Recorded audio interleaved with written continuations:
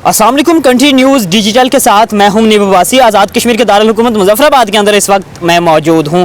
आज़ाद कश्मीर के मैदानी इलाकों में बारिश, जबकि पहाड़ी इलाकों में जो बर्फबारी का सिलसिला था वो आज तीसरे रोज़ भी जारी है। दारुल हुकूमत मुजफ्फराबाद के अंदर इस वक्त शदीद जो है वो बारिश देखने को मिल रही है।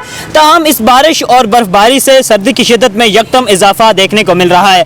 अगर बात की जाए आज़ाद कश्मीर के मैदानी इलाकों में तो वहाँ पर जहाँ पर बारिश है तो वहीं जो बुलंदोबाला इलाके हैं, बुलंदोबाला पहाड़ हैं, उनको जो है वो बर्फ़ ने अपनी लपेट में ले लिया है। ताहम जो बुलंदोबाला इलाके हैं उनमें जो बर्फ़बारी का सिलसिला है वो भी बगैर किसी वक्फे के जारी है और काफ़ी शदीद बर्फ़बारी देखने को मिल रही है। इस बर्फ़बारी और बारिश से सर्दी की शिद्दत में जहाँ इजाफा हुआ है तो वहीं पर जो इन बुलंदोबाला इलाकों का ज़मीनी राब्ता है वो दारुल हुकूमत मुजफ्फराबाद से मुनक़ता होता जा रहा है और लोगों की जो ज़िंदगी है वो भी मुतासर होती हुई दिखाई दे रही है। अगर बात की जाए SDMA की तो SDMA ने बाकायदा तौर पर हदायत जारी की हैं कि गैर ज़रूरी सफ़र से इज्तनाब किया जाए और लैंड स्लाइडिंग एरियाज़ में ना जाया जाए। इसके साथ ही महकमा मौसमियात के मुताबिक जो बारिश और बर्फबारी का जो सिलसिला है वो आइंदा 24 घंटे तक जारी रहने का इम्कान है।